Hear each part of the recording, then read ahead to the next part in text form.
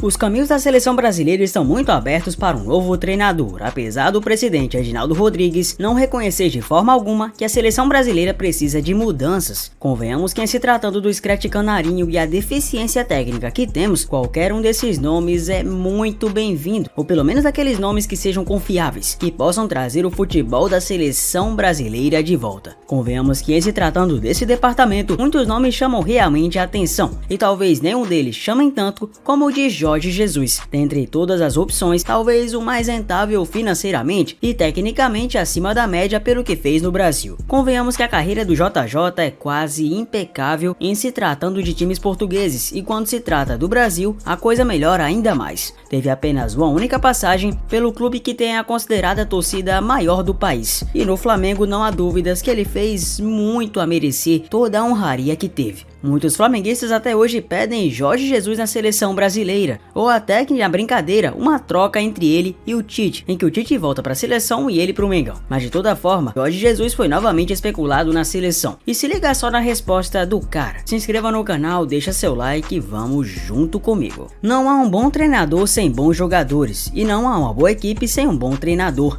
O treinador é como o jogador, nasce, desenvolve e potencializa. A minha escola, a minha faculdade foi a prática, o treino foi o jogador. Aí é onde você se cria um treinador, mas nem todos conseguem ser treinadores de fato. Para isso é preciso ter criatividade, como existe em outras atividades. Aqueles que copiam muito dos outros nunca vão ser treinadores top. Temos que estar ligados em tudo que se passa, mas você tem que ser um criador. Eu não tenho medo algum de assumir que eu e minha equipe técnica criamos uma metodologia de treinos e a desenvolvemos. Palavras de quem? Palavras do considerado Mister Jorge Jesus. Técnico, disciplinador e linha dura, o Jorge Jesus gosta que suas equipes atuem como uma posse de bola agressiva. Seus times circulam rápido a bola, com muitos jogadores à frente da linha da bola, e com uma defesa sincronizada e sempre alta, quase na linha do meio de campo. Ele gosta também do chamado perde e pressiona. Você perdeu a bola? Então beleza, avança rápido, mata a jogada e não deixa o jogador adversário escapar. Seu esquema de jogo preferido é o 4-1-3-2. A ideia é sair para o ataque através de passes curtos, trazendo o volante para fazer a saída de bola entre os zagueiros, projetando as laterais num primeiro momento e utilizando os 5 jogadores mais ofensivos em constantes movimentos de apoio a companheiro com uma bola, ou atacando também espaços em pura profundidade. Se pensarmos em cartas, o jogador pode fazer um blefe nas cartas, disse JJ após uma partida em que divulgou à imprensa que seu meia até então, junto com o atacante, não tinham condições de jogo e escalar ambos como titulares poderia ser um risco. Jorge Jesus costuma blefar sobre a escalação de atletas para enganar os rivais. Quando comandava o Benfica, ele informava para a imprensa que alguns jogadores estavam vetados ou que teriam poucas chances de atuar. Conforme o jornalista Rui Miguel Gomes, do site O Jogo, em 37 clássicos disputados pelo Benfica, ele não cumpriu o que falava em 22, surpreendendo a todos. No Flamengo, ele usou desse mesmo expediente no jogo entre Flamengo e Internacional, pela Copa Libertadores da América, ao não relacionar o Gabigol para o jogo no dia anterior, mas escalá-lo como titular na partida. Por conta de episódios como esse, ele ficou conhecido em Portugal como Poker Face. O JJ é filho do também futebolista Vigolino de Jesus, já falecido, e de sua mulher Maria Elísia Pinheiro, além de ser tido o jogador Bruno Salles. Seu maior destaque aqui no Brasil foi justamente no Flamengo. Em outubro de 2019, o JJ deu simplesmente uma aula de tática no técnico gremista Renato Gaúcho em 2 partidas, onde o placar agregado ficou 6-1 para o Flamengo. Na estreia da final única da Libertadores, o JJ já havia sagrado-se campeão pelo rubro-negro carioca com o placar de 2-1 de virada nos últimos minutos em cima do River Plate da Argentina. Foi o segundo título internacional em sua carreira, sendo o primeiro esportista português a conquistar uma Copa Libertadores da América e o segundo europeu a conquistar essa competição como técnico. Apenas um dia após conquistar o troféu da Libertadores, o JJ entrou para a história do Flamengo ao conquistar o Campeonato Brasileiro, após a derrota do Palmeiras para o Grêmio por 2-1. Foi a primeira vez desde 63, com o Santos de Pelé, que um clube brasileiro conquistou o Campeonato Nacional e a Liberta no mesmo ano. Com a conquista do Brasileirão, o técnico conseguiu seu terceiro título fora de Portugal, já que em agosto de 2018 havia conquistado a Supertaça da Arábia Saudita quando era técnico do Al Hilal. Aliás, quem diria, pouco tempo depois, o JJ estaria justamente no clube saudita. Aliás, Goiás, o clube ao qual exerce a posição de treinador atualmente. E agora, para a surpresa de muitos, JJ falou sobre a experiência ou provável experiência de justamente treinar a seleção do Brasil. Muitos diziam que o JJ nem ia querer nem pensar vir pra cá, né? Afinal de contas, o cara tá bem na Arábia, ganhando bem, consequentemente bem visado. Por que ele perderia a cabeça vindo pro Brasil? Pois bem, as projeções estão mostrando o contrário. O jornal português A Bola publicou uma entrevista com o técnico do Al Hilal nessa quinta 26. Para ele, treinar a seleção brasileira é uma ambição. Porém, se tudo ocorrer como tá, dificilmente ocorrerá. Ao periódico, Jesus afirmou que só gosta de trabalhar em clubes que ganham títulos. Ele falou: "Eu nunca fui pra Inglaterra porque não tive convites de times de ponta, mas a seleção brasileira é diferente. É uma ambição minha, eu não nego." Dono de um recorde de 34 vitórias consecutivas, com contrato no futebol árabe até 25 e 5 títulos já no Al Hilal, o técnico de Neymar Júnior, olha só o que poderia ajudar, e não somente de Neymar, como do Renan Lodge, do Malcom e companhia, acredita que um estrangeiro no comando brasileiro é pouco provável. Eu acho difícil. No Brasil, dificilmente um técnico estrangeiro entra na seleção. Pode ser que mude, é claro, mas dificilmente acontecerá. Eles não estão muito aí para que um técnico estrangeiro, seja quem for, treine a seleção do Brasil. Se for um estrangeiro, eu penso que seria aquele que poderá estar mais perto, porque só torcedores do Flamengo são 50 milhões. Mas não quero fazer um cenário com aquilo que possa acontecer na minha carreira. Eu sempre pautei minha trajetória não no passado, mas sempre pautando no presente.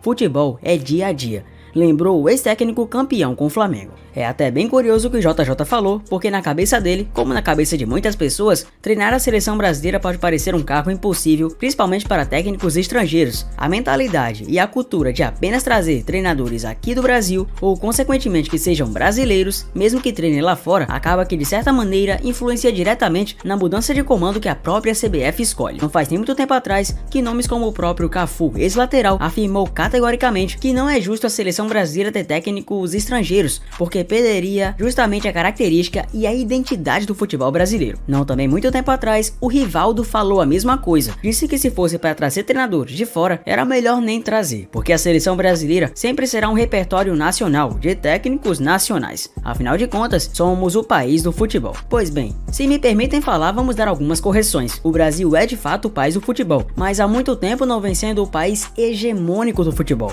O futebol evoluiu com o tempo, e por mais que muitos jogadores de pompa lá fora estejam vindo para o futebol brasileiro, como os casos de Luis Soares e Memphis Depay, não há dúvidas que, em se tratando do futebol brasileiro, a seleção não é mais aquela referência que já foi um dia. O Brasil não é hoje aquela equipe que dá orgulho em ver. Como coletivo, temos um excelente coletivo em nomes do papel, mas o futebol da seleção está muito longe de agradar, ou mesmo necessariamente de empolgar os olhos de qualquer um. É certo afirmar que sim, o futebol brasileiro tem um grande espaço no futebol mundial, mas dizer que nenhum técnico estrangeiro é bem-vindo seria simplesmente negar a realidade e fechar os olhos para o que pode vir pela frente. Em se tratando do JJ, a sua filosofia de jogo é muito clara e definida: atacar, atacar e depois atacar. Ele não é aquele cara que convencionalmente busca apenas um resultado, fecha a casinha ou para por aí. Ele sempre busca o melhor dos resultados e extrair o máximo de sua equipe. Só lembrar bem das resenhas que envolveram jogadores do Flamengo em podcasts ou lugares por aí. Mesmo quando o Flamengo ganhava, se levasse um gol, a bronca era para todo mundo.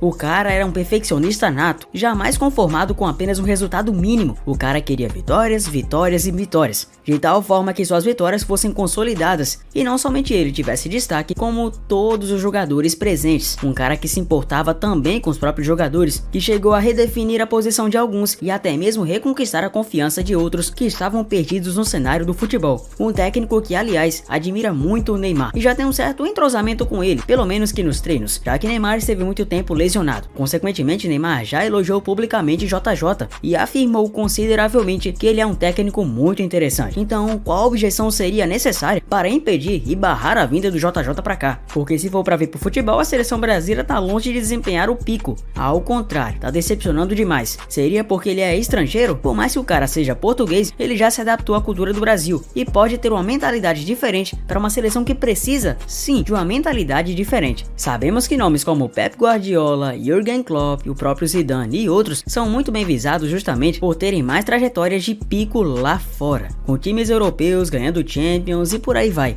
Mas em se tratando do que temos, em se tratando da realidade, trazer o JJ não seria nenhum absurdo, até porque se o cara já cavou a vaguinha e falou que era um prazer treinar, ele deixou praticamente o espaço aberto para a CBF ir lá e tentar essa contratação, o que não seria nenhuma loucura. Pois bem, a seleção brasileira está próxima de anunciar os próximos convocados para as partidas que virão a seguir contra Chile e Peru. Mas se liga só o que a imprensa em geral está repercutindo uma provável ida de JJ para a seleção brasileira.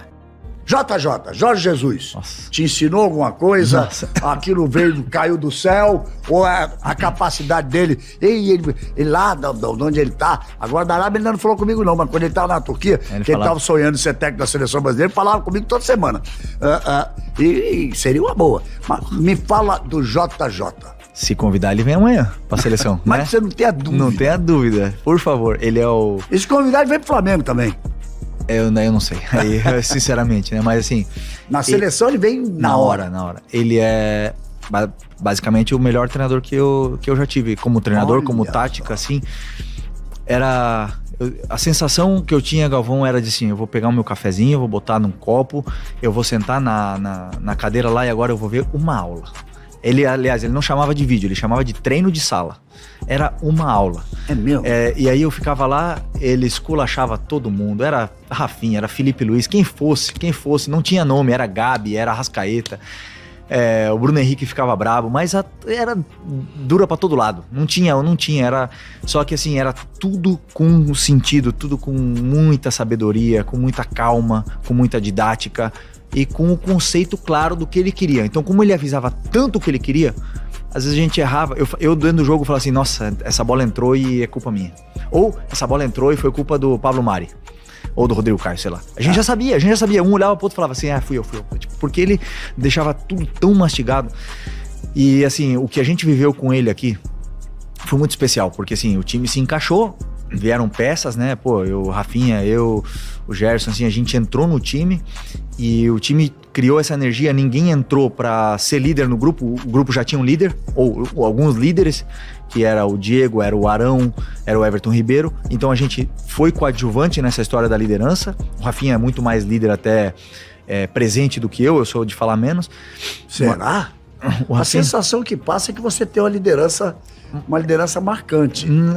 Nós somos diferentes. O Rafinha é muito mais o líder, assim, de juntar o grupo, de fazer um pagode, de sim, conversar, de falar, de atacar moleque, tu tá fazendo isso de errado, não sei o que e tal. E eu sou muito mais um líder tático, um cara que soluciona todos os defeitos, os problemas na hora, ataca tudo, não deixa passar nada.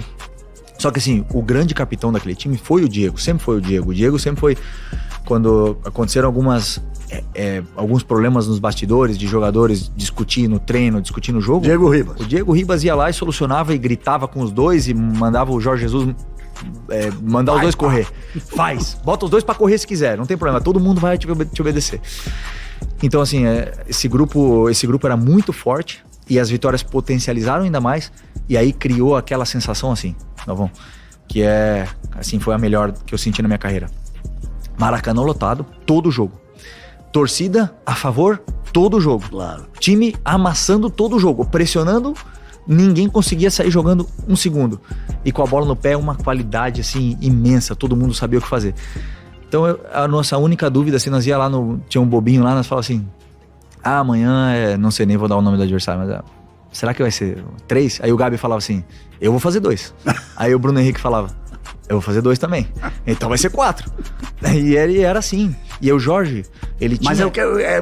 sabe por quê? Porque o Jorge Jesus, ninguém podia ver treino dele, só vocês que sabem como é que era. Porque ele era absolutamente fechado. Nem os ex-jogadores do Flamengo, que fazem parte lá do trabalho, ele era absolutamente fechado. Qual é o treinador do mundo que não aceitaria? não aceitaria treinar a seleção do Brasil? Qual é? Não é? Qual é o treinador do mundo que não aceitaria treinar o Flamengo? Há muitos poucos, penso eu, e a partir de agora ainda vai haver menos. Não é?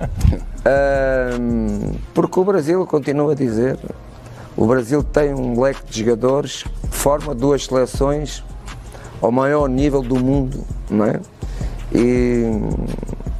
E se não ganha, não é? Ou se não tem ganho, ela vai ganhar. Mas você acha que um dia a gente aceitaria aqui um treinador estrangeiro? Você acha que a CBF um dia convidaria um treinador estrangeiro? A seleção? É. Acho que não. Não? Não. Não, porque acho que nunca vai ter essa possibilidade. Nenhum treinador estrangeiro treinar na seleção do Brasil. Porque o Brasil forçosamente vai ganhar. Pode demorar, como está a acontecer agora, já não é campeão há muito tempo mundial, mas vai ganhando algumas coisas e há sempre este entusiasmo à roda em volta da equipa. Mas eu acho que é difícil, não sei, porque isto no futebol tudo muda também, não é?